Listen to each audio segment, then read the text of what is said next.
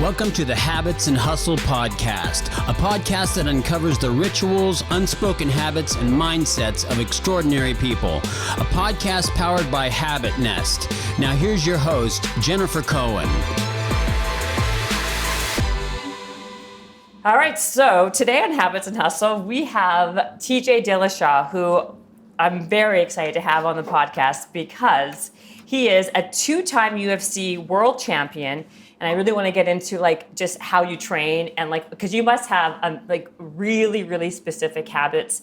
I know you don't like the word rituals, but we're going to get into how you exercise and your food. Mm-hmm. But because we're on these treadmills, I was joking around and I said to him, we can just be on 15 incline and a speed of 15. And he's like, oh yeah, no problem. Just because of anybody who can be doing that, it's going to be you because you're like a beast. Oh, thank you. I try to be, that's for sure. Well, okay, so let me, I'm curious because you're a UFC Bantamweight champion. Yeah. So for people who don't know, that being me, what does that even mean? It's a weight class. Bantamweight is 135 pounds. So every weight class has a different, the one below me is flyweight, the one above me is featherweight, and so on. So everything's got a different name. Mine's Bantamweight, 135 pounds.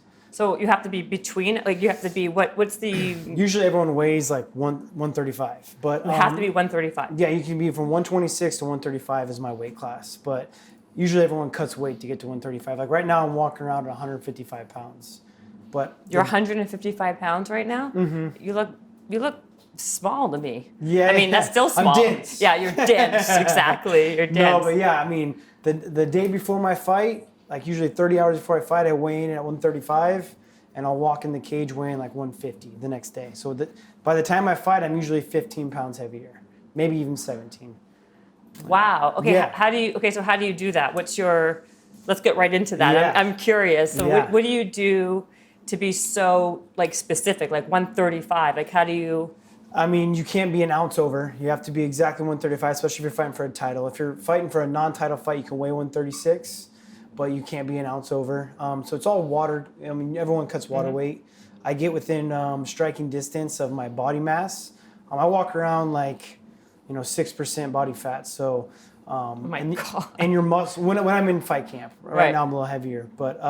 Right, but even you're heavy as most people's, extremely lean, but okay. But your muscle holds a lot more water than any kind of fat. And so it's super easy to water load and lose water weight when you're really lean. And so what I do is I water load 7 days before my fight, where I'm drinking 2.5 gallons of water in one day. And then when I'm 6 days out, I'll drink 2 gallons of water. When I'm 5 days out, I'll drink a little bit less, all the way till the day before when I don't drink any water. And then I continue to work out, and my body just flushes water weight, and I'll probably lose 8 pounds in 40 minutes before the weigh-ins, and then I'll weigh in. Hold on. You could lose 8 pounds in 40 minutes? Easy, if not, if not faster, yeah. I mean, it's just all water weight, though. It's weight that that's why when I fight, I'm able to walk back in the cage weighing 150 pounds, because I'm just it's just water displacement, right? I'm just moving water in and out. And once you've learned the science behind it and how to do it, it's pretty easy. I mean, easy as in you're going to be able to make the weight, but dehydration is probably it's way worse than starving yourself, that's for sure. Dehydration is no fun. I was going to say, because if you are cutting, this water weight to the last second. Yeah. So how I usually make weight maybe an hour before weigh-in. So we weigh in at 10 o'clock in the morning. I won't be on weight until 9 o'clock probably. I like to do it last minute because then your body's not depleted for longer. Because if I was on weight the day before, that means my body is in depletion mode overnight, and you're going to get fatigued because I have to fight the most important fight of my life within 24 hours. Wow. So you want to make sure that you're able to be on weight, weigh in, and then rehydrate. Yeah. So then, how do you when you're working out, because right before the fight you're working out to how do you do that without drinking anything? Aren't you dying? I've done it my whole life. I wrestled since I was 8 years old, and back then I didn't know what I was doing. I just knew how to cut weight, and that's just dehydrating yourself and not eating the right ways. But now with me being a professional athlete, I've learned very scientific ways of making the weight, but you get really used to it. I want to know all the scientific ways. That's what I'm saying. That's why I was so excited to have you, because this is now my wheelhouse where I'm I'm extremely excited. But I want to ask you one question before we start going really into that, because it could be like the pink elephant in the room. Yeah. Because even though you won these 2 UFC champions, Yes. they took away your last belt, right? Yeah. I was stripped of. Well, I gave the belt up because I failed the drug test. So I was 135-pound champion, and so I was a 2-time. I lost it, and I came back and got it back. But then I just had to relinquish it because I failed the drug test. I mean, they can strip you for it, but I admitted that I did it before I even got it stripped and gave the belt up. I knew I did wrong. I was 135-pound champion. I was going down to 125s to take another belt. I wanted to be a 2-time champion. Not 2 division weight champion. I wanted to be the 135-pound champion, the 125-pound champion. And so I pushed it to the extreme. I said, I walk around 155 pounds. And so I cut 30 pounds. I got down to 4% body fat, and I became anemic. And like, I don't know, 5 weeks out before the fight, I started to become anemic. And so I took an anemia medication that you're not allowed to take. And it came up on a drug test a couple weeks after my fight. And so once it came up, I obviously admitted to it, told everyone what I did. And obviously I made a mistake, and I owned up to it and relinquished my belt. So I'm on a 2-year suspension to where I have 1 year left right now until I can come back and get my belt back. So. Wow. So then. Yeah, it's been rough. It's been a tough last 10 months dealing with all that, and then to add on to it, I went through double shoulder surgery as well too. So I've been needing shoulder surgery for my last 3 years of competing. My shoulders will dislocate all the time. I had fully torn rotator cuff, tear in my labrum, and a tear in my bicep tendon in both shoulders. So once I got suspended, I decided to get surgery. So I had to do them back to back. So I've been in a sling for like 6 months, back and forth. Oh my gosh. So it's been rough. It's been a tough 10 months, that's for sure. But it sounds like maybe it was a blessing in disguise. Like if you needed these surgeries, and you probably wouldn't have done it on your own volition. I would have never done it. It was always the next big fight. It's always like, oh, I'll wait till the next. Maybe I'll wait till after the next one. And then it's always another big fight, big fight. So I kept putting it off. So, when you say blessing in disguise, even more so than just my injuries. I've been able to focus on business for the last year. I've been able to focus on my son. He's almost about to be 2 years old. He's so brought cute. Him here. I know, he's so I brought cute. Him here. He goes everywhere with me. But, the first year of his life, I was very focused on being the best possible athlete I could be. And you don't realize like how much life you miss within that year. And so the last year, I've been able to absorb so much of him growing up that I feel like that's been the biggest blessing.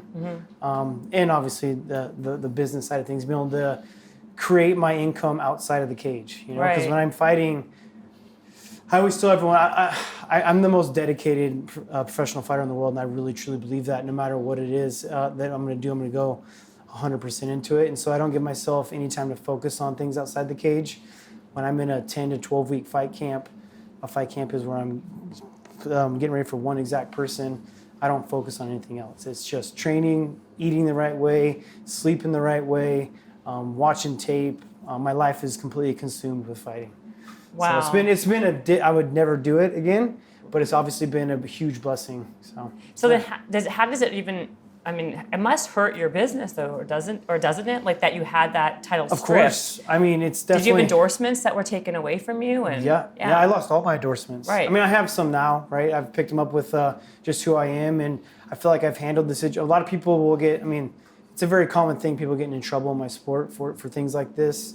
But I've been the first one to kind of like own up to it and just kind of be like, look, I'm not going to hide from it. I didn't take a tainted supplement. I did it on purpose. I messed up. Like, if you're a person that's never made a mistake in your life, I don't trust you. Right. And like you said, you owned up to it. Like there's so many athletes that, out there who deny it, and they blame everybody else. And, and that's what vilifies them in a way, right? Yeah. But I feel like if you're someone who made a mistake and you said, listen, like, that's why I think makes you not just human, but like, you're likable, right? Because because you're like, I fucked up, but I did, and here you go, here's my belt, know? Just like I said, everyone makes mistakes in their lives, and it's all about like the way you handle it, right? Handle it like a man and step up and do what's right. Obviously, I did what's wrong, and now I'm going to let you know that I did. So you said it was because of the anemia that you took this stuff, yeah? So I was waking up ridiculously tired, and I couldn't figure it out. I was training the hardest I've ever trained, working out. I was waking up every morning and having to run an hour before I went to my other 2 or 3 practices throughout the day. I'm working out nonstop, and I'd wake up and just be like not looking forward to the day, like tired, not wanting to train, not wanting this, and just like, and I'm very scientific the way I train. I met a strength conditioning coach, nutritionist, life coach to kind of help me out with all that. And so I really in tune with my body. And so I got all my blood work done and figured out what was going on. And I was becoming anemic. I was losing, when you're anemic, you don't have as many red blood cells. Mm-hmm. It strips your body of red blood cells and you build more white blood cells because you're putting the stress on your body. And so when you have less red blood cells, you're not transporting oxygen as well. And so when you take an anemia medication, that's what it does. So the reason why it's illegal is it can improve your endurance, which I'm not a triathlete, right? I'm not trying to do it for, I'm not going to go run with the Kenyans and stuff, right? I'm more of an anaerobic athlete. I mean, it might have its benefits, but I was bringing myself back to normal. So I knew that there was something wrong, and I don't know if I would have been able to make the fight without it. I decided to do something that had never been done before and drop down a weight class to get another belt. And I sold my soul to the devil, as you would say, right? I messed up, and I wanted this to happen so bad because of it had never been done. I believe I'm the best fighter in the world to ever do it, and I wanted to prove that. And so I was willing to do something I shouldn't, and not paying for it. Didn't you realize it was going to show up on a blood test, or? No, I didn't. I was told it wasn't going to. Yeah, I was told it wasn't going to. Wow. So, yeah. Who gave you that? Who told you that? I'm not going to get into that. Oh. You know, it's my.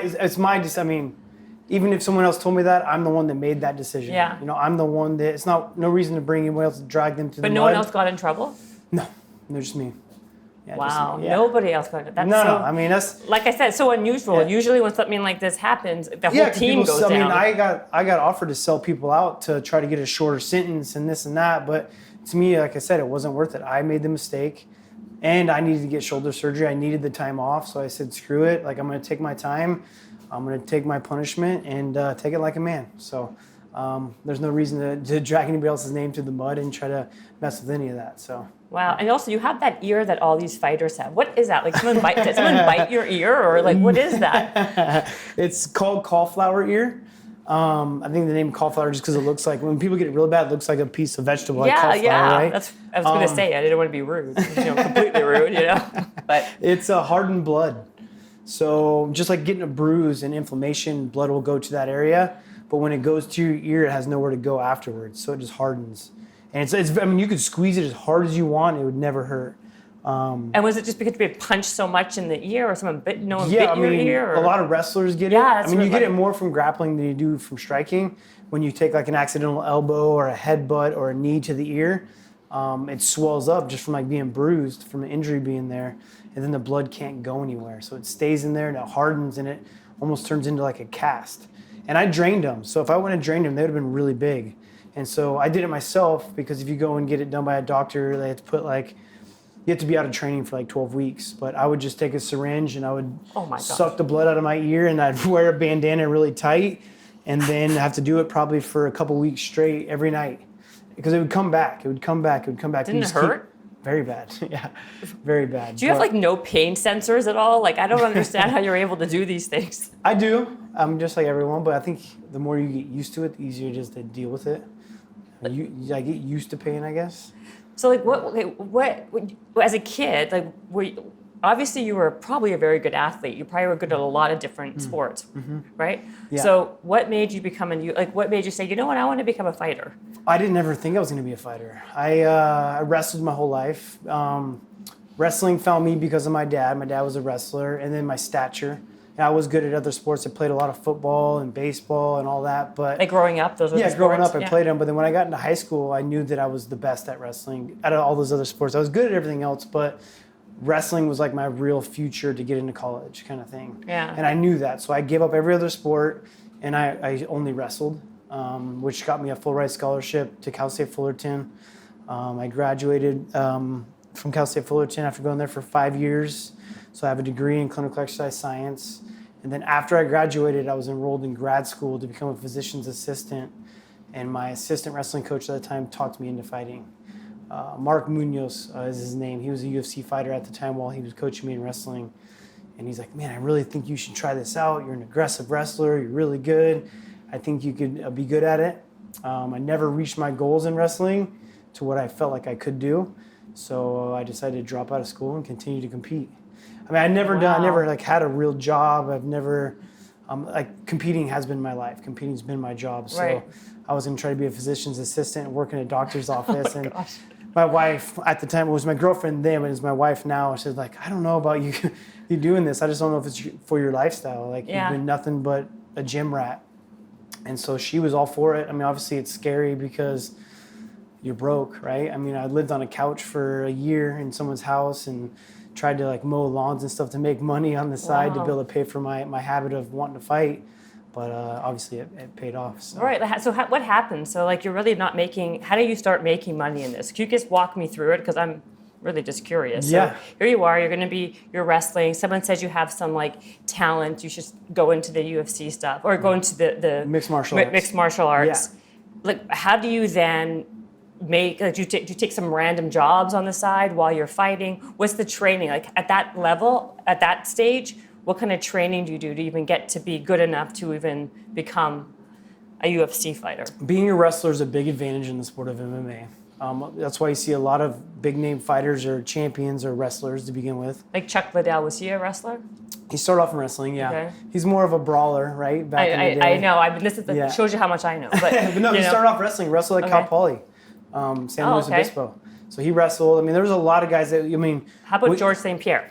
He was never a wrestler, but he turned out to be a great wrestler. He was more of the Taekwondo background, I believe. From Canada's not really big into wrestling.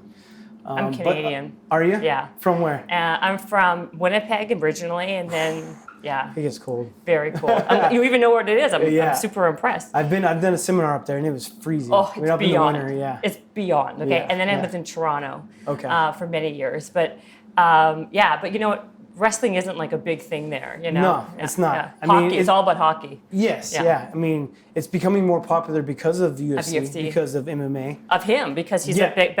he's the best in the world, or Yeah, wasn't he? yeah. I mean, he's one of the GOATs. He's one Yeah. of the greatest of all time. Right. You know, he's got a huge name in the sport. He even came back out of retirement and won a belt again, and now he's retired. And Is he heavyweight? What's his? no, he was a 170. What is that? Welterweight. And then he came back, and I think he won at middleweight too. So he's come back and fought at different weight classes. So he's an Wow. all-time great. He's one of my favorites. You know, Yeah. especially just because the way he's super respectful and handles himself too. Yeah. He's like one of those straight shooters. Yeah. He's a good guy. But for wrestling, when you graduate, there's not a professional, like, you know, baseball, you can go play MLB, Right. basketball, NBA, all that good stuff. I mean, There's like a road to get there. yeah. Yeah. I mean, but for wrestling, there's not. I mean, you can go and wrestle for the Olympics and things like that, but that's a hard road and you don't get paid very well. Right. And I believe wrestling is the hardest sport in the world.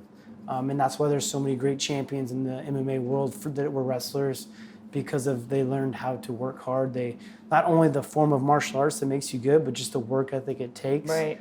to be good at wrestling is very tough. So MMA is almost our professional sport when you graduate college, or when you get done with wrestling and you want to go to the next sport.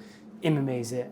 And Right. so a lot of wrestlers have done that. But So how do you get good at that? Because you weren't doing that. So No. how'd you start? I got talked to by my coach. I moved up to Sacramento to train with Team Alpha Male. They had a bunch of guys in my weight class that were the best in the world. The Uriah Fabers, the Chad Mendezes, the Joseph Benavidezes. They were all around my weight class, and they were the top 1, 2, 3 in the world. And so I decided to move there and kind of copy what they were doing. And back then, the sport was still so new that it was just go to the gym and beat the crap out of each other. You know, learn how to box, learn how to kickbox, learn jiu-jitsu, learn all these other forms of martial arts other than wrestling that can help me be a well-rounded fighter, and really just beat the crap out of each other and see if you Wow. have what it takes. How many hours a day were you training then at that stage? I'd say like 6 hours a day. Because you have to learn, like you said, all these mixed martial arts. So like Yeah. even to like this, I mean, you're gonna laugh, but like now I'm taking kickboxing. Yeah, Right? yeah. So like I take it twice a week. Yeah. But like for 1 hour, and I mean like I'm not very good, and so like just to think about just to get good at that one modality of martial art would take me. It would take me 4 hours a day just to do that. So you're having to learn kickboxing, jiu-jitsu, all these other kinds, like in such a finite period. How do you become go from a wrestler to mixed? Like you have to become a master at MMA Yeah. to become the best UFC fighter. 100%. Work your ass off. you know? And like you said, you're broke too. And you have no money, The only way you make money is either side jobs or taking fights. And so I only trained for 2 months before I took my first fight, and I was strictly a wrestler. I mean, I thought I knew how to throw a punch, right? Right. But I'm a strictly a wrestler, and when I'd go out there and use my attributes of being a wrestler to win. And within the first year, I got on the TV show The Ultimate Fighter. I remember that show. Yeah, just by being a wrestler. And even I made it to the finals Ultimate Fighter with pretty much being a wrestler and trying to pick these other things up along the way. And just putting in, worked my ass off, just being obsessed and just watching tape, being in the gym, getting my ass kicked. You learn by losing.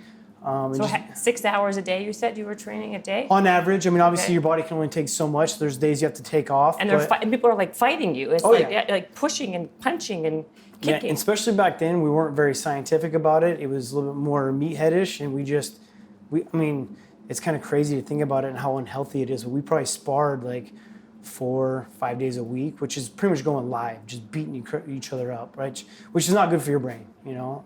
Were they punching your head? Oh yeah. That's to get ready for a fight. You got to fight. So we're a lot smarter about it now. We do a lot more drilling. With my camp, we've started to take care of our bodies. I sleep with a heart rate monitor on. I test all my hormone levels. I do hair analysis to find out like what toxins are in my body. I'm on a certain kind of diet, the metabolic diet that's best for my body. The supplementation I take, my supplements and my teammates' supplements, even though we train with the same coach, are completely different because they're all designed for my DNA.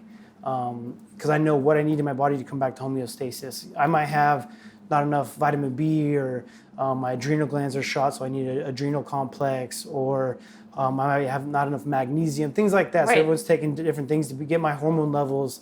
I triple my hormone levels completely naturally with my diet, with doing cold press juicing, with going intermittent keto, and the supplementation. So the diet that you're on. So back then you're just basically like, you must have the stamina, like people were punching you and just getting back up, and you must have had a million broken bones and. Not as many broken bones, but it's hard on your joints. That's why I needed shoulder surgery for 3 years, and it's kind of toughed it out. I've had knee surgery. It's been. Who would pick? Like, who says to themselves, you know what? I'm just gonna get the crap kicked out of me. Yeah. Like, but why? But I guess like because you didn't want to work in an office and you didn't want to be a physician's assistant. You thought I was good at it. I guess it was primal. I grew up with 2 brothers. I was gonna say, what makes somebody a good fighter? Besides work ethic, of course. Being addicted to competition, knowing that I could just be the baddest human on the planet. It's amazing. I don't know. It kind of finds you, to be honest. Not everyone's. Very little are cut out for it. But I don't know. I think I was just the way I was raised. And you seem so sweet and nice and And you look like, I'm telling you, you look like you belong like in one of those Bitty Bop magazines, for like I don't know if teenage that's girls. an insult or a comment. No, you're like I'm this just kidding. cute, sweet, like blonde with some dimples. You look like like that kid. I don't know who's like Zac Efron. Like you belong as a little sex symbol for teeny boppers. Yeah, I would never expect you to be honest though. Most people think MMA fighters, seeing them on TV and how ruthless the sport is, that they're going to be dicks when they meet them. Which there are some, but I'd say as a whole, they're very humble, respectful people. Think about the world of martial arts, and it's hard to have a chip on your shoulder when you go in the gym and get your ass kicked for a living, because every day you're not going to have your best day. Right. If you're training at a good gym like you should be, there's guys that are going to push you to that next level, and so they're going to beat you up some days, right? Right. So it's hard to have this big chip on your shoulder, you're the man at all times, because you've never been the man at all times. You've gotten beat up. Right. And so I feel like that sort of training humbles a lot of people. And so, like I said, I think 90% to maybe even higher of the MMA fighters I know are the nicest people I've ever met. Yeah. And the funny thing is, I think you're actually correct, because a lot of the MMA people I know or meet or people who are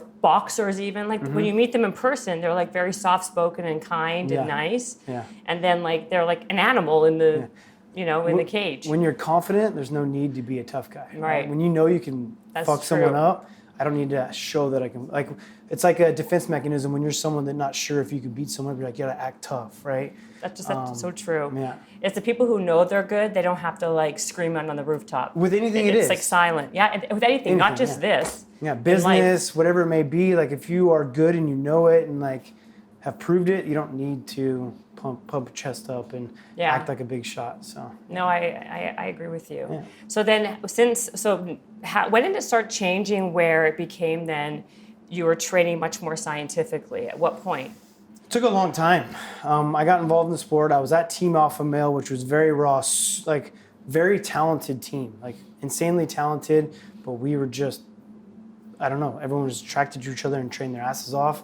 I was there for 3 years.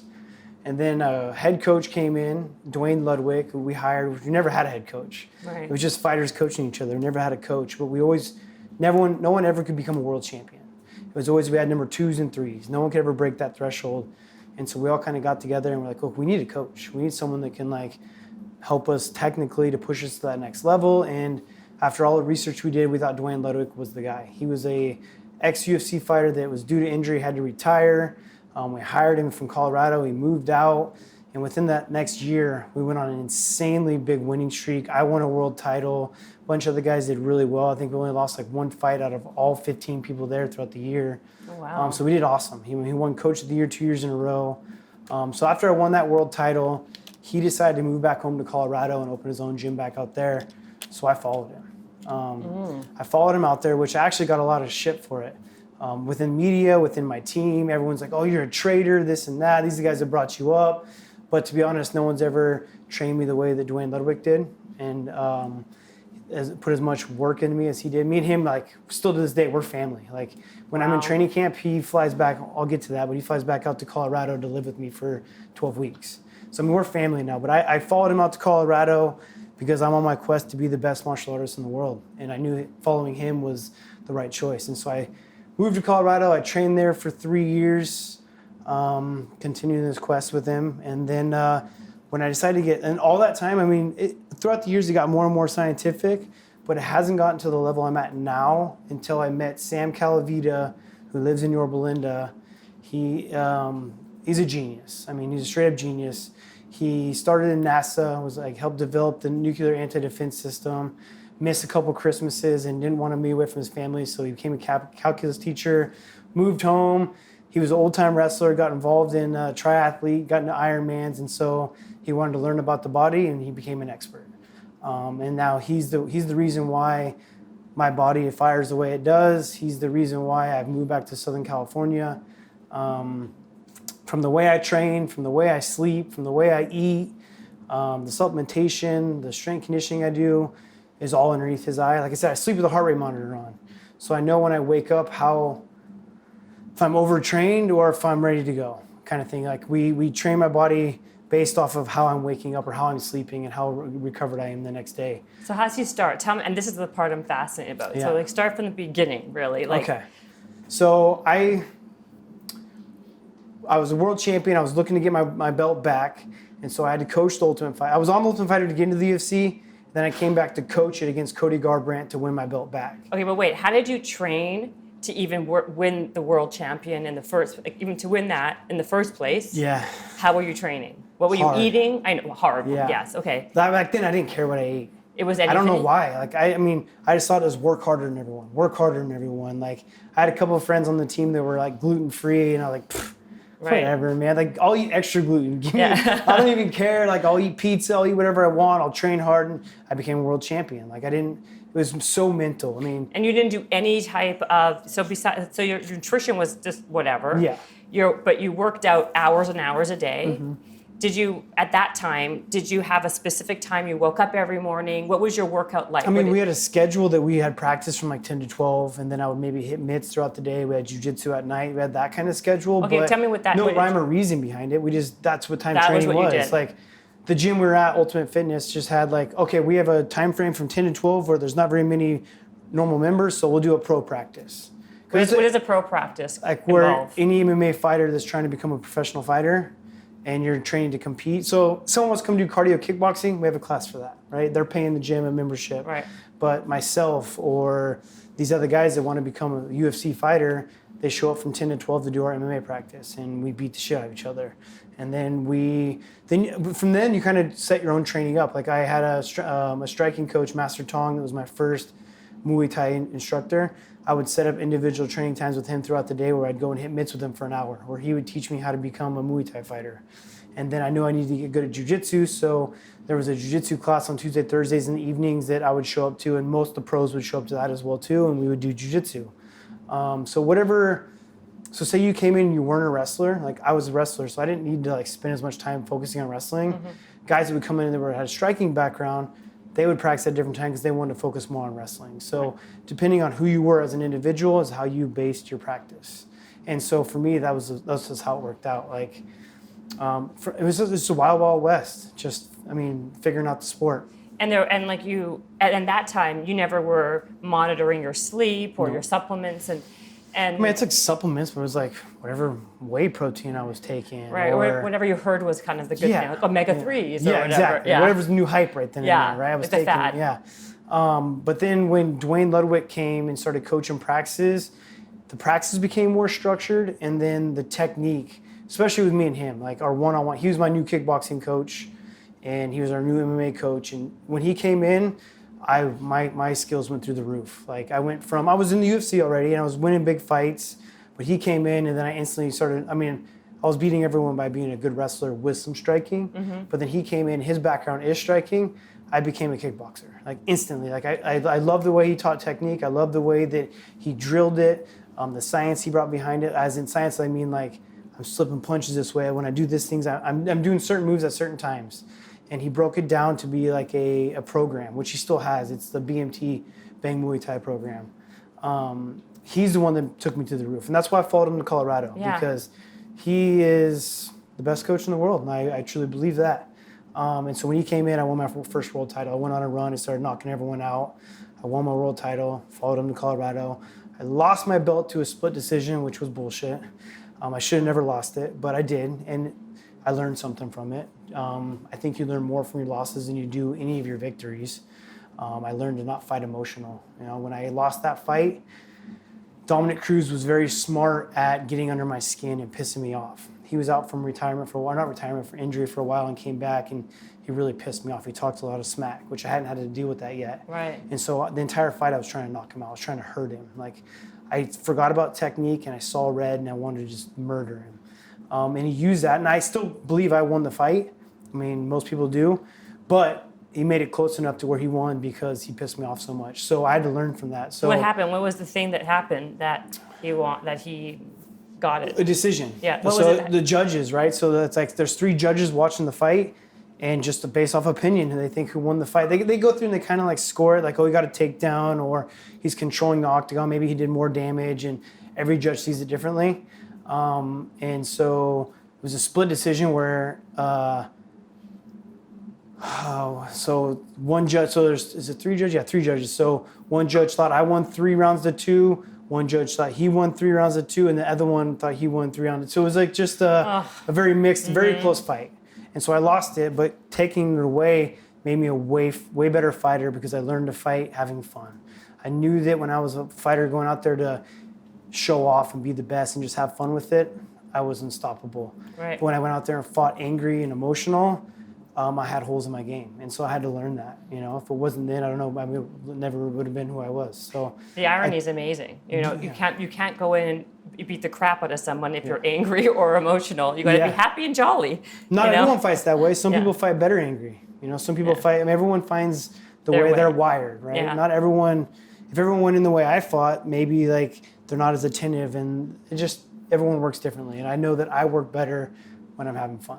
So the guy in Colorado that you followed, did he put you on any kind of regimen besides the teaching you the techniques of certain martial arts or the physical part? He did all the physical training with you, right? All the physical training. I mean, I had a strength and conditioning coach there too, and they put a program together too. Like these days we're doing metabolic training, these days we're doing strength training, maybe this day's aerobic. Like I had that kind of schedule, but not to anywhere close to what I have now. Still very, I mean, it's good. Don't get me wrong, it's still world class what I was doing. But just next level now. I mean, no one's doing this. This is very cutting edge. No one in the world is doing it unless they have someone like Sam Calavita. I mean, this guy's... Yeah, tell me what he does with you. I mean, so I met him on Ultimate Fighter. I brought him on as a coach to help me coach my fighters. So as I was a coach, I was coaching 7 guys to become the next Ultimate Fighter. And so I brought him on to help me out with my strength conditioning regimen I was going to put those guys on with. And I met him through some friends. But so once I met him, I just kind of picked his brain. And once I realized like how much he knew and how much he could do with me, it like blew my mind that I like was doing so much wrong. Like my diet, the way I was redlining my body. I mean, it showed eventually when I'll get to that, when I did all my tests, it showed like my testosterone was so low. Like, and I was training so hard, but that's why. I just didn't listen to my body. Oh. Like I was redlining my body for so many years that I just destroyed my endocrine system. If I woke up and felt like shit and was sick and tired, I would still go work out because more is better, right? I'm gonna work harder than this guy. I'm gonna wake up, I'm gonna be obsessed. I'm gonna work out harder. I'm gonna push to the next level. I'm gonna beat this guy. But ultimately I was like just crashing my body. And over years, it just took a toll on me.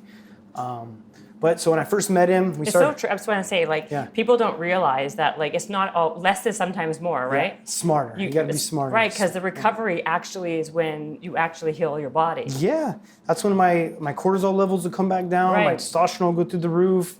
I'll make bigger gains. I'm happier. I get to spend time with my family. Like, there's times you need to take a break. Yeah. Eventually, you'll crash. But the first thing I learned was the nutrition from him. And then I decided to do my next training camp down in Southern California. Don't go so fast. I want to hear the nutrition. Okay. So what did he put? Like, what was the nutrition stuff he gave you? So no grains, no complex sugars. It's kind of the closest diet we are to. We're not keto, but it's the closest thing we're to. I'd call it like almost intermittent keto, like in and out of ketosis.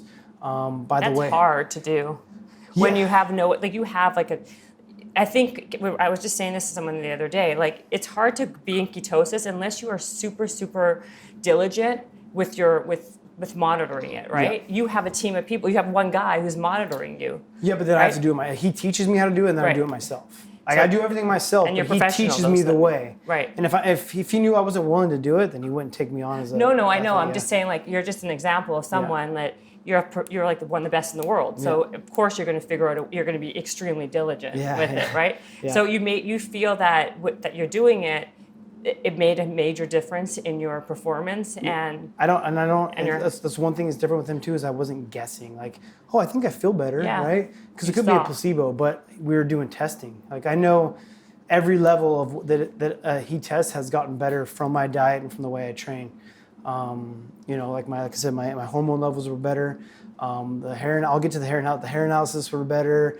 I looked better. My energy was better. My mind clarity was better. My times on my strength conditioning and my weights were better. From the keto kind of intermittent diet. From everything. So it's not just one. It's so hard to put a finger on one thing when you're doing so much different. I know. So the first thing I started with was diet. Yeah. So intermittent. So like I said, I'm not keto, but I put my body in ketosis because of how hard I work out. Right. Because you're burning carbs when you're working out, but I want to teach my body to be a fat burning machine. So there's times I do certain things, which I'll get to all that. But the diet wise, it's close to keto, but it's not. Like I still eat fruits, right? Those are simple carbs. Right. Those are simple sugars. I don't eat complex sugars that are like a redefined sugar, right? I get it from fruits and things like that. No complex carbs, which are no grains, things that'll turn into sugar in your grains turn into sugar in your body, and so I don't do any complex carbs. All like sweet potatoes, fruits, vegetables, things like that, and then high protein, high fat diet. And so I saw myself shred out. I saw my hormone levels go through the roof. The next thing I did with him was a hair analysis. He takes a hair analysis and he'll judge. They send it to a lab and they burn it, and they will find the toxins that are in your body. They'll find the minerals that are in your body. They'll find like what you need to get out. So I want my body to be homeostasis. I need maybe more magnesium, like I said before. Maybe I need to take an adrenal complex, and he'll tell all that from my hair.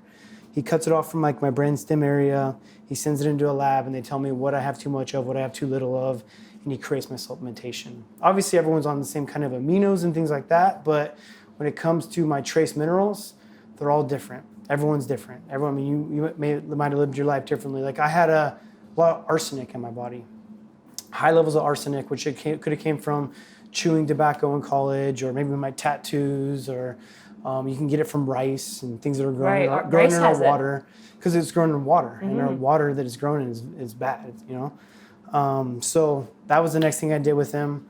Obviously doing like a hormone test and realizing that what I was doing was making differences. And then I started sleeping with a heart rate monitor on to realize like my recovery levels. So I wasn't redlining my body anymore, because if you redline your body, everything's gonna crash. So I knew when I could train hard and when I had to go lighter. And I judged that off of the way I was recovering. And then what else was I gonna say I changed? I started doing a lot more road work, but scientific, like running.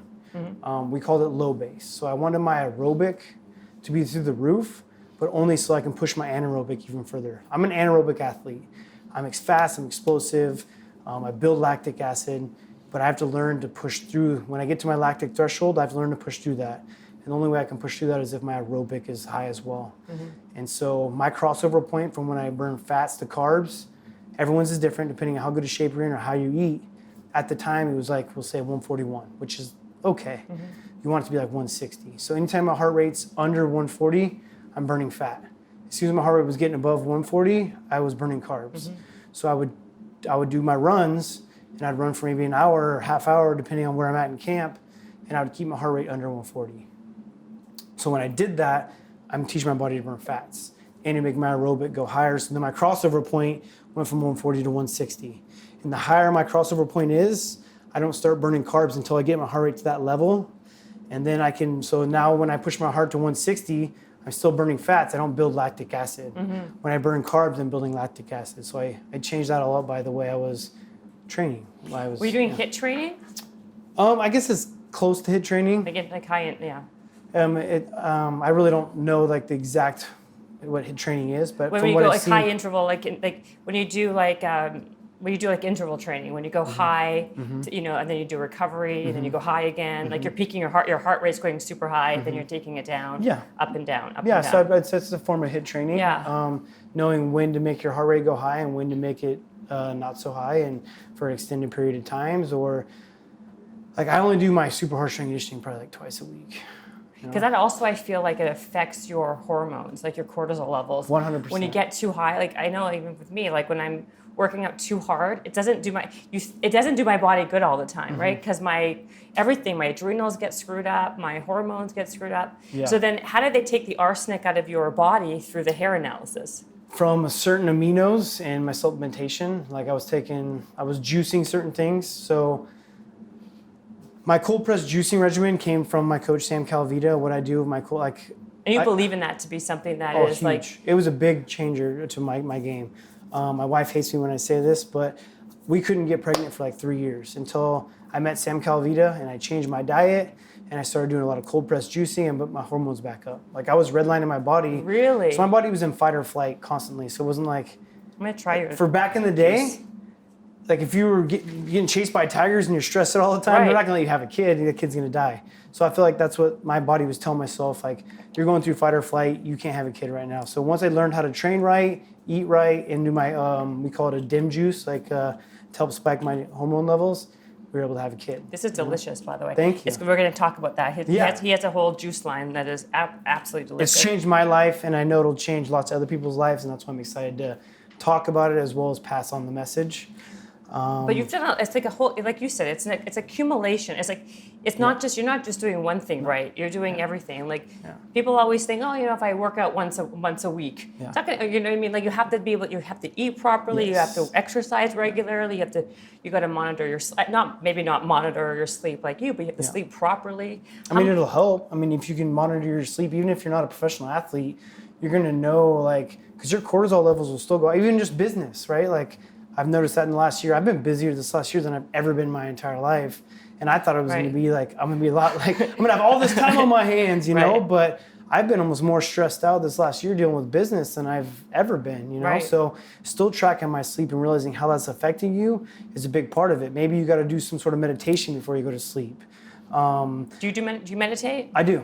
Yeah. Mm-hmm. Okay, so what are some of your rituals? You said you don't like the word rituals, but what do I call it? So what are your I mean, I guess they're daily rituals, but habits-ish? I don't call them rituals because if I don't do them, I don't want it to mess with my whole life. Yeah, right? you don't want to get like I don't you wanna have to do this anxiety. every single time because then if you go into a fight and you didn't get to do one certain thing, like then it's in your mind, right? Yeah, it's so I true. have, like you said, habits. Like I have things that I know it'll make me better, so I do them, right? But if they don't happen, it's not the end of the world. So what are the habits? What are your habits that you do every day? And if you don't do that habit, then you don't do that habit. But Yeah, I wouldn't say I meditate every day, but when I need it, I do it. And I've actually found this new, it's a big plug for them, but I found this new piece of equipment that helps me a lot with my meditation. It's like a guided meditation. It's called Brain Tap. It's a headphones and an app on your phone that help, like, and it depends on if you're doing it before sleep. If you're doing it when you wake up, they have these different programs you follow, and it has a voice that makes you follow through meditation. Maybe I have multiple voices, and you only catch it subconsciously. It's got lights that you put over your eyes and helps you fall into meditation. And I've noticed a big difference with that. So when I need it, I use it. It's not something I have to use, but my juicing is a daily. I have to. So when I wake up in the morning, every morning I juice lemon juice. I do that 10 minutes before I eat or drink anything to alkaline my body. what do you put in? Is it water with lemons or Water and lemons. And you can add like cayenne pepper and ginger and things like that if you want, but I just do lemon and water, like a full lemon. I have an omega juicer that I juice a full lemon, and I do that the first thing in the morning because it'll alkaline your body. Also, the peel from a lemon helps boost your hormone levels. right? And that's the first thing I do. I do that every day. But you peel you I don't put peel the, it. No, you don't put the peel in the water. You just Yeah, you the do? whole thing. So it's a masticating cold press juicer that squeezes it really slow and pushes the whole thing through it. I mean, there'll be a little bit of remnants that doesn't go into it. Oh wow! But I juice the whole thing. So that's more effective than just putting the actual lemon juice from the lemon in there, like the actual. There's more nutrients in the peel than anything, and people do just the lemon, but the peel's got all the nutrients in it. So you take the entire. I want to know about that machine. What's it called? The one I use is an Omega juicer, but the one I've started using now because of my company is from Good Nature. And Good Nature is actually, so they make commercial size ones. I mean, it's a $30,000 juicer. Say, I'm not buying that one. No, but now they're making counter-sized ones that are amazing. They're going to come out with it this year. It's pretty cool. I'm excited to get it. That's amazing. You just put the whole lemon goes in there. A whole lemon. I'm using an Omega right now. Yeah. It's a very good. It's got to be masticating, so it doesn't create speed. Like you see those juicers you go to Whole Foods and use, and then you hear them. They grind things up and they push it out. Well, they used heat to grind. With that grinding creates heat, and heat will kill the juice or kill the nutrients in the juice. Right. Same as when you go to like a grocery store, Sprouts, Whole Foods, whoever it may be, and you buy those cold pressed juices off the shelf, and they'll last for 30 days. Well, they high pressured them. They pasteurize them with high pressure with this heat, and it once again kills all the nutrients. It's like defeating the purpose. You might get a little bit from it, but not like what you're drinking right there. Right This there. is cold pressed. That is cold pressed, and Yeah. we juice it every day. I can't believe. So how long would this last? 4 days.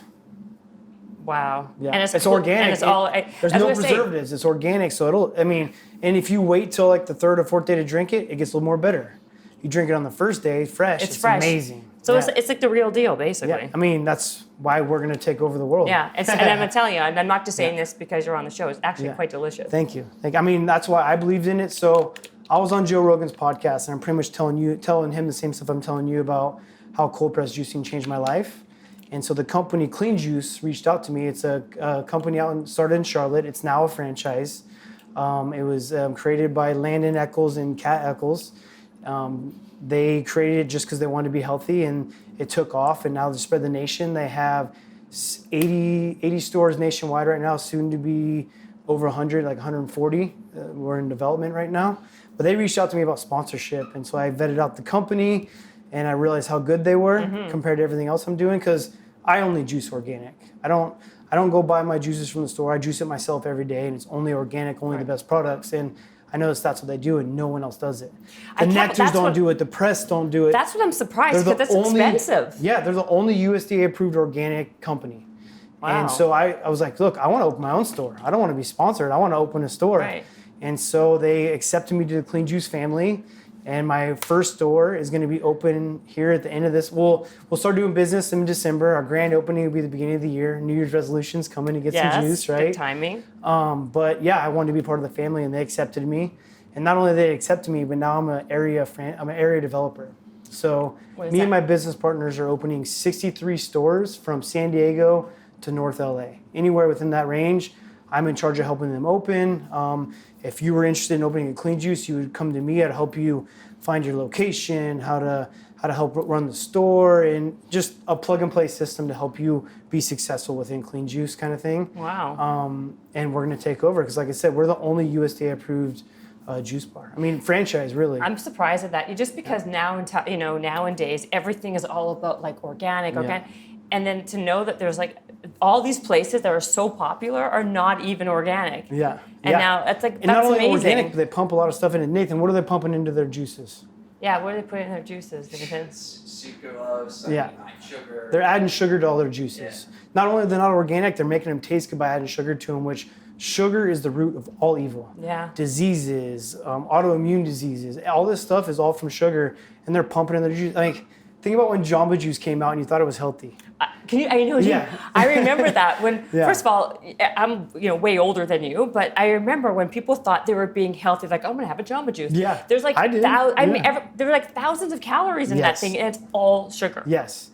But the thing is, like, so you do have fruit. Fruit has sugar. Yeah, natural sugar. So natural sugar. So you don't have a problem with like natural sugar. It's actually good for you. It's right. But then why are so many people and athletes they're so afraid of having fruit then, right? Because I'm with you. I think having fruit is a natural sugar. It's a natural carb. It's a carb I need, right? So I go a low carb diet, but I go low complex carbs. Right. I need carbs. I work out an insane amount. I need carbs to burn. Right. So I get my carbs from fruit, from vegetables, some things like that. But do you have to watch the amount of fruit you have? Because a lot of times, I mean, maybe if I wasn't working out.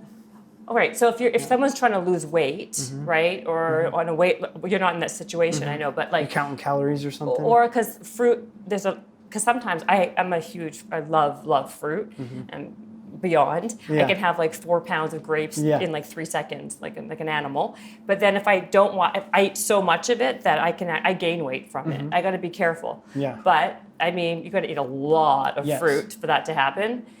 So you're not afraid of that, and a lot of your juices are fruit based, whatever. And like the one you're drinking now is not. This one's that one's all only got greens. like 30 calories. I think it's got lemon juice in it. Is the only thing it's in there. It's got maybe some sort of sugar in it. The other green I had is super green. Sweet green. Sweet green. That one's good. Delicious. Yeah, it's amazing. Yeah, delicious. One of my favorites for sure.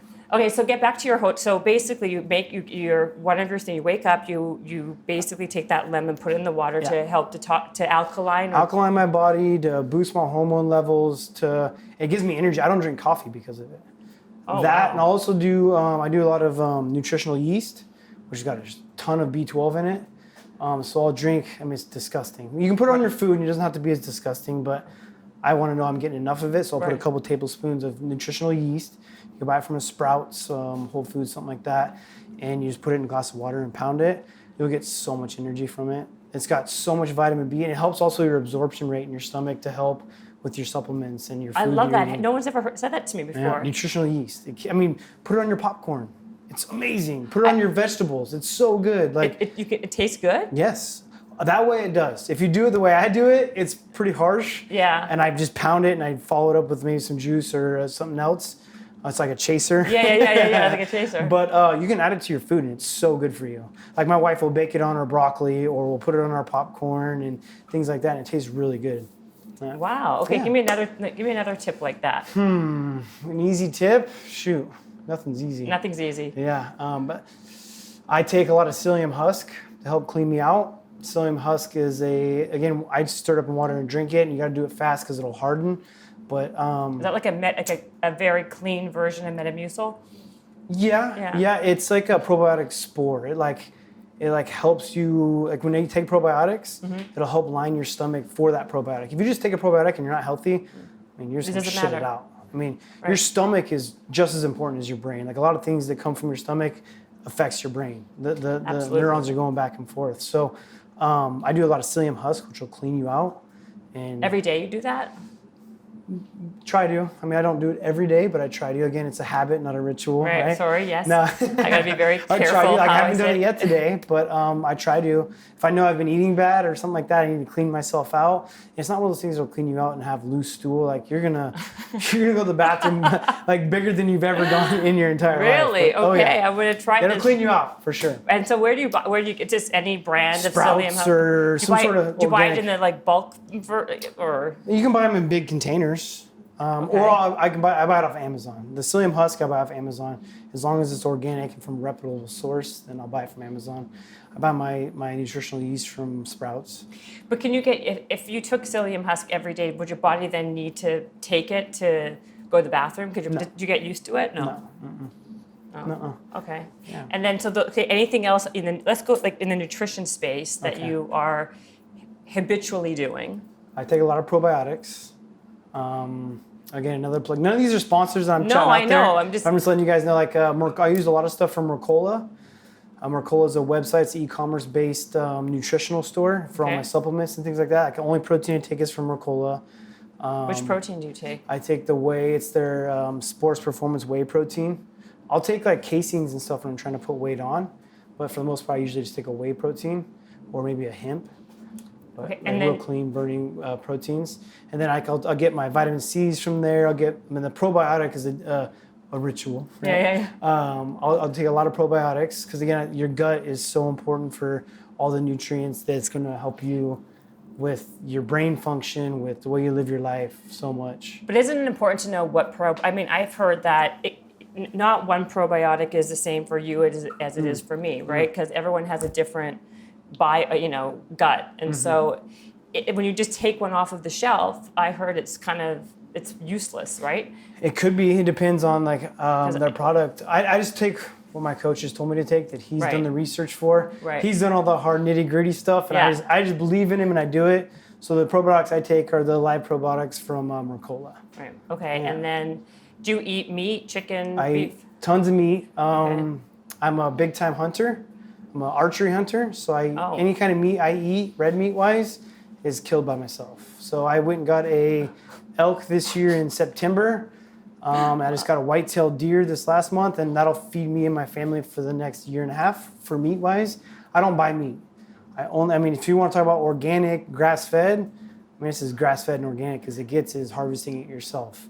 And you get a lot of shit for it from people that don't understand hunting, like especially here in California. I post something on Instagram. I was going to say, you'd be like... all of 2,000 comments of just people being dicks, right? Oh, I'm sure. First of all, have you seen the movie Game Changers on Netflix? The documentary? Is that the one about being a vegan? Yeah. I have, and it's complete bullshit. Excuse me. Well, it's so much propaganda in that movie, right? Like, who produced that? You know what I mean? Like, is it General Mills? It's a wheat or some sort of wheat company. Right. Same thing that meat markets do, or big time tobacco companies do. It's all propaganda. Well, I love how they pick 3 vegan athletes and be like, because this person's the best in the world. But for every single vegan athlete, I can show you 100,000 who are eating chicken. Yeah. Right. Exactly. And then did you see that part about the the guy's erection? If you're that was so funny, right? if you're a vegan, your erection's this much bigger. I mean, it was so crazy. If that guy was eating some sort of meat product, it's probably from McDonald's or Chick-fil-A or whatever it may be from, rather than grass-fed, no antibiotic kind of meat. It's different as well where you're getting it. So people that don't understand hunting, they'll go out and buy a Big Mac. Where do you think how that life that beef lived? Right. It lived in a box and slaughtered. I'm going out, and if more people went out into the wild and hunted, there'd be less tortured farm animals, right? And you want to talk about me being ethical and humane, but I'm actually going out and doing it myself. I hiked 120 miles in 10 days, climbed over 4,000 feet elevation every day, put the hard work in myself to get this animal. I harvested the animal out in the wild. I had to pack 1,200 pounds of meat out on my back. It's an insane amount of work, and you want to go and talk crap about it, So. You know what I find? You know what you could have done? Not to be your life coach. Yeah. You could have been a Navy SEAL.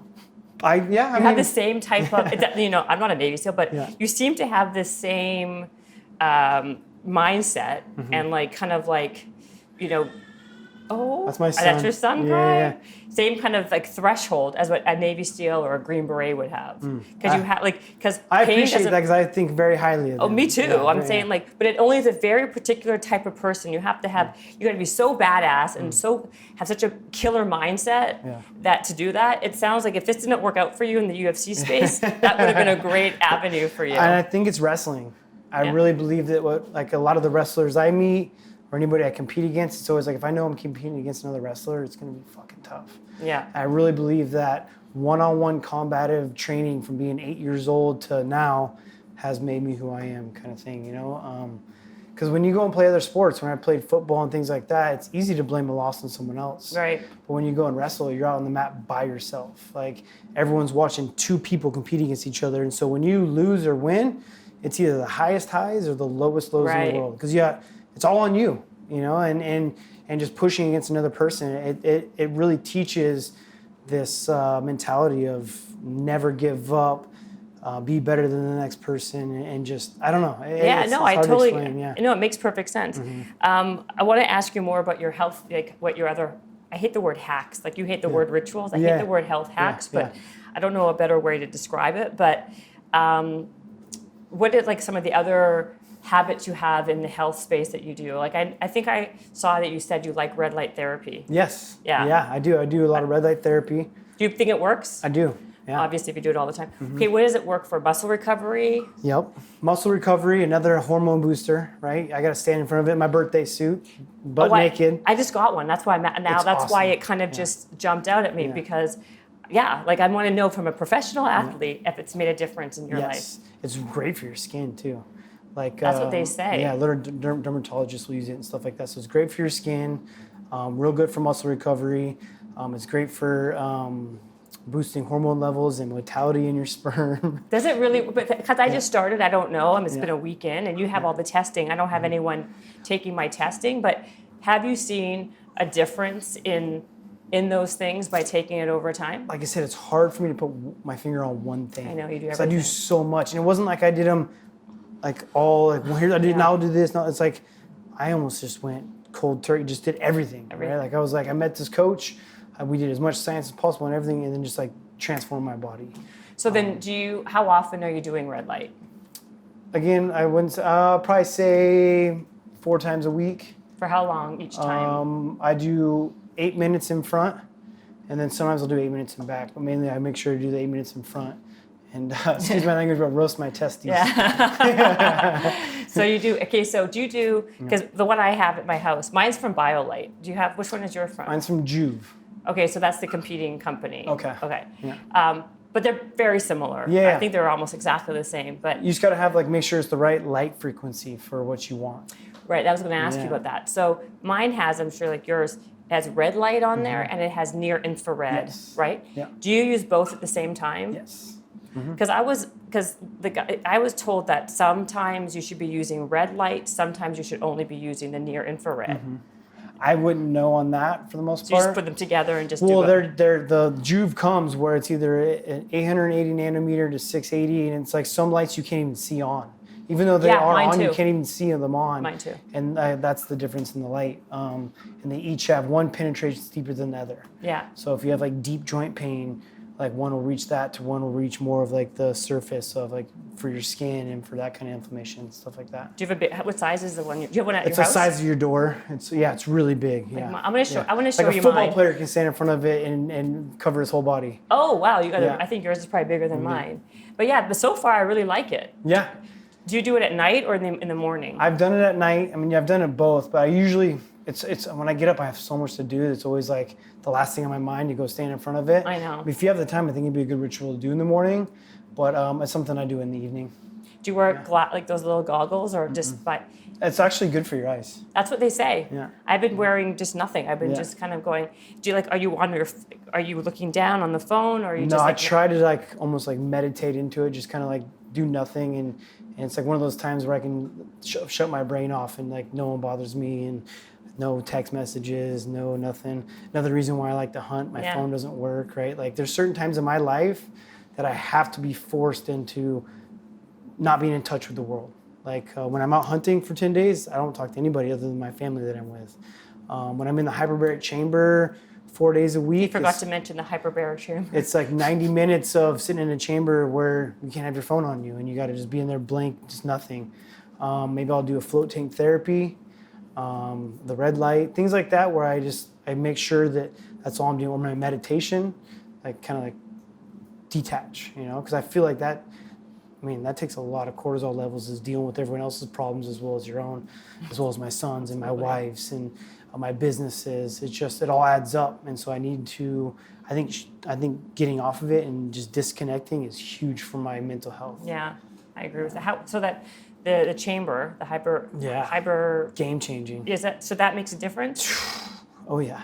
Knowing how to use it too. Okay, what does that do? So there's two different forms of hyperbaric chamber. There's a soft and a hard chamber. Isn't that what Michael Jackson was? Remember 20 years ago? It's anti-aging. It really is. That's what. Remember he got laughed at when we were like, he has a hyperbaric, whatever. How do you put? Is it a hyperbaric? Yeah, hyperbaric chamber in his house. It was like on the cover of all the National Enquirers. Meanwhile, now like cut to 15, 20 years later, people are actually using it. Huge for recovery. Huge for brain health. Huge for kids that have autism, big for wound healing, diabetes type of stuff, great for injury. What it is, the hard chamber especially, the soft chambers, it's almost like getting an oxygen high. I think it's a waste of time. Unless it's good for you mentally and just to escape, right? But you're allowed to have your phone in that one. I go into, you can't have your phone or any kind of like metal or anything that can cause any kind of a static electricity because it can spontaneously combust. So it is a pressurized tube. It's an acrylic glass tube.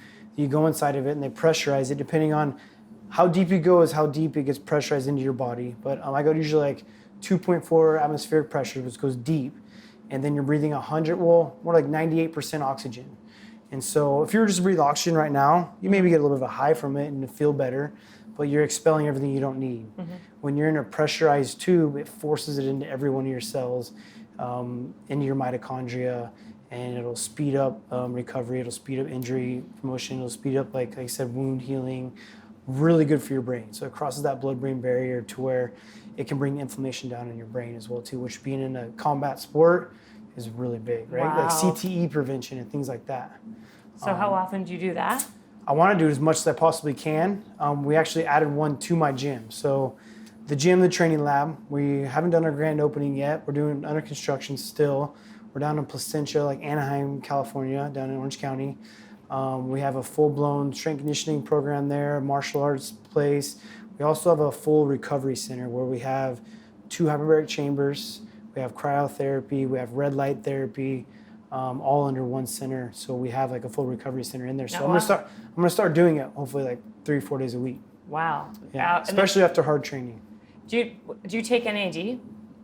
NAD plus, yeah. Yeah, you do take it. Well, not the IVs. No. It's a sublingual. Yeah. Yeah, you do take it. So you believe in that. Okay, I'm going to give you some of the ones I take. Cool. Have you heard of True Niagen? I don't know. Is it like a pill that dissolves? No, it's basically a capsule that you take and. Interesting. Yeah. I haven't heard of it. Again, it's something my coach tells me, like, Yeah, hey, I this know. is You good just for your neurological function. I look it up, I'm like, sweet, I'm going to take it. Exactly, and then you just take it. Yeah.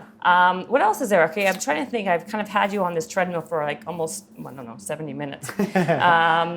Anything else? Oh, I have one question, if you don't mind. Yeah. So, like, with UFC, like, do you make money with fighting by winning a champion? Like, do you get paid a salary just by being part of UFC? Not a salary, no. Only for We're independent fights. contractors. So we get 1099. We only get paid when we fight. Everyone's contracts are different. Everyone has individual contracts. Depends on like how many fights you have left or how much you get paid. It's all different.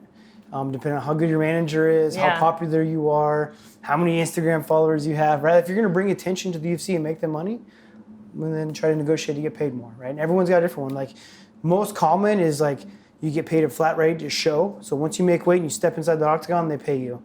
And if you win, they double it.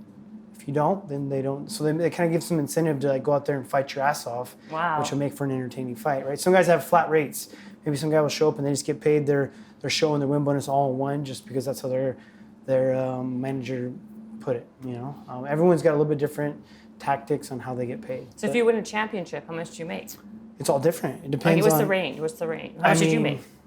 When I first won it, so I was only when I was in my fight contract as an Ultimate Fighter contract, I was only fighting for $16,000 a show and $16,000 to win, and I won my world title, and they cut me a nice check, because obviously I was an 8-1 underdog. No one really knew who I was at that time. Wow. Only reason why I had that fight is because someone got hurt and they bumped me up and they asked me to take the fight, and I said, hell yeah. Wow. And so I took it. I was an 8-1 underdog. I was fighting a guy that had never been beat. He only lost one fight ever, and he hadn't lost in a decade. They were thinking him to be the best pound-for-pound fighter in the world, and I went out and dominated him and knocked him out in the 5th round.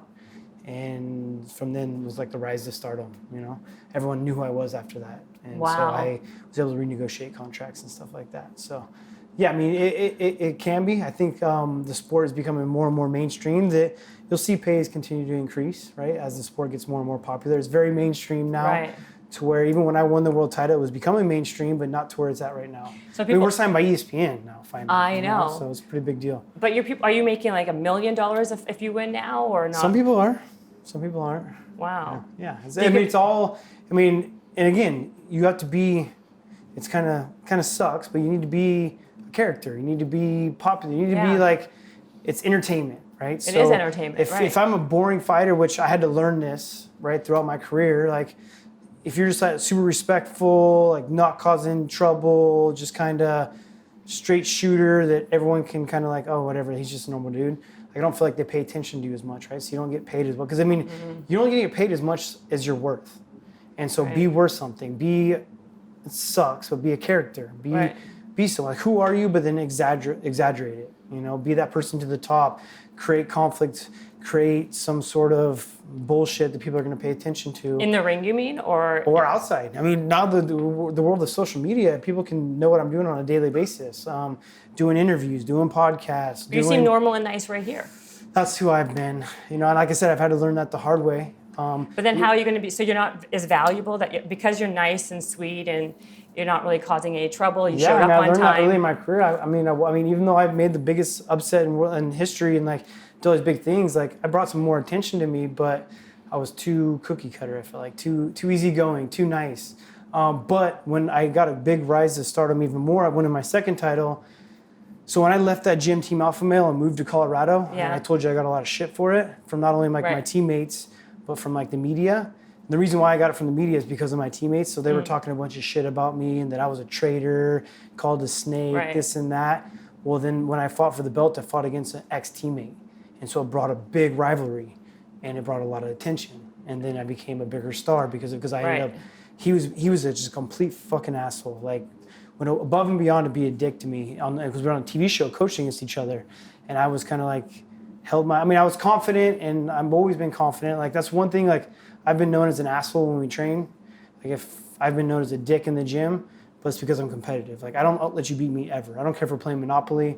I'm going to get fucking pissed if you beat me. Like, I don't like losing. And so I've gotten a name of being kind of a dick when we train and taking it to the next level. So I've kind of held that to my standard, but he was just like over the top talking trash. And I kind of stayed respectful and helped coach my guys. And only one of his guys won. All 6 of mine won. So I demolished him in the show coaching wise. And then we fought at the end of it for the world title and I knocked him out in that as well too. So that brought a lot of attention. So I became a character without having to do it. Right. He did the work and I just reaped the rewards because he couldn't man up. He couldn't beat me. So. Wow. So then your comeback in a year after you've been gone, right? Yeah, it's going to be big attention. It's going to be good. So you can get paid actually even more money that this happened to you. Yeah, Again, this is a blessing in disguise. This whole thing is going to work out to your advantage. Right? I'm not getting paid now for it. No, I know, but I mean, it can all be depending on how you handle it too, right? I mean, yeah. But like also you're getting paid based on how many fights. So the more you fight, the more you make. Yeah.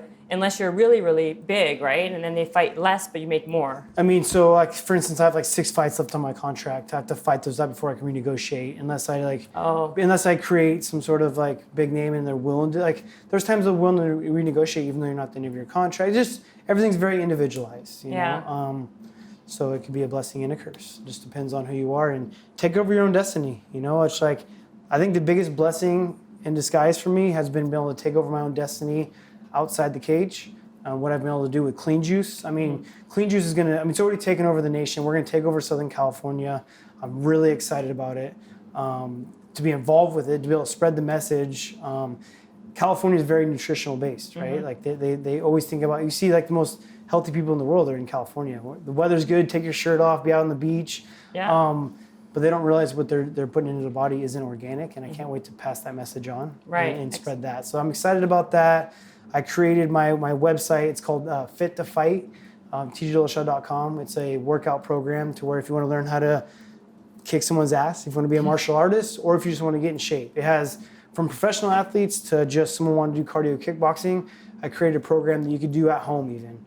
And I'm going to check it out. It's done awesome. It's done so good. It's called Fit to Fight. It's on TJDillashaw.com. I've taken that under my wing and built that up even more. I've documented my road to recovery with double shoulder surgery, put that on my YouTube channel. So I've been doing a lot of things that are helping me feed my family outside of fighting, and I think it's been a blessing because now when I'm done, I have that. I would have never had time to do this. Right. I would never had time to do it, and it's been a big change, but it's been great. It's been really, really good because I'm a very health conscious, and I've worked out my entire life, and so why not make that my living also? Right. I mean, I do it fighting, but why not outside of it? Well, you practice what you preach also, Exactly. right? So exactly. This is great. I mean, this has been I've learned a lot actually from you. Thank you. No, thank you for coming on. This has My been pleasure. a really great podcast for me anyway. It's like everything I'm like really love to know. So Good. I'm hoping Good. everyone who listens, gleans as much as I have. Hopefully they are surprised by a professional fighter having the knowledge that I have, kind of thing, right? Because I feel like we're just known as meatheads that beat the shit out of each other. I think that it's changed though. Like you were saying to your point, I think like as you get better and better in your craft, there's so much more scientific knowledge that has to be utilized, right? Yeah. Because like to be like you're constantly tweaking and honing and tweaking to be better and better and better. Mm-hmm. So I'm actually not surprised at all. Oh, good. Yeah. Awesome. So where do people find you besides your website? You said YouTube, and what's your Instagram or Everything's Facebook? just TJ Dillashaw. Okay, I got lucky and perfect. got it early. It's just TJDillashaw.com. Follow me on Instagram, TJ Dillashaw, Twitter, cleanjuice.com. And this will be available in December. So we were supposed to get our CO date. I'm going through construction. Hopefully at the end of this month, we'll be able to do our soft opening and our training of our employees here all of December. And then we'll have like our big grand opening to come and showcase everything as of the beginning of the year. Awesome. Just because we'll be like a fine-tuned oil machine like by January, right? Like all my employees will be able to handle the rush because I plan on bringing a lot of people to show them the store. We're in the process of building 2 food trucks so I can show the wealth all over LA and Orange County and Amazing. San Diego. The brand's going to get out there. And again, if you want to join the team. It should. It's really good. Yeah, I mean, like I said, we're going to open them. We're going to open them all over Southern California, and I'm excited. I'm really excited to watch it grow. I get to help be a part of the Clean Juice family, even to a bigger part of it. So I'm excited. Well, congratulations. It's a really good you. product. Yeah, thank you. And go follow TJ. He's a wealth of information, health and fitness. Yeah. And the only guest I've had thus far who can just basically do a treadmill for 80 minutes and not even break a sweat. I'm sweating. I got sweatpants on. That's just great. Those are the lights. Those are the lights only, okay? All right. Thanks, TJ. Of course. Thank you so much. Thank you. Habits and hustle, time to get it rolling. Stay up on the grind, don't stop, keep it going. Habits and hustle, from nothing into something. All out, hosted by Jennifer Cohen. Visionaries, tune in, you can get to know them. Be inspired, this is your moment. Excuses, we ain't having that. The Habits and Hustle podcast, powered by Habit Nest.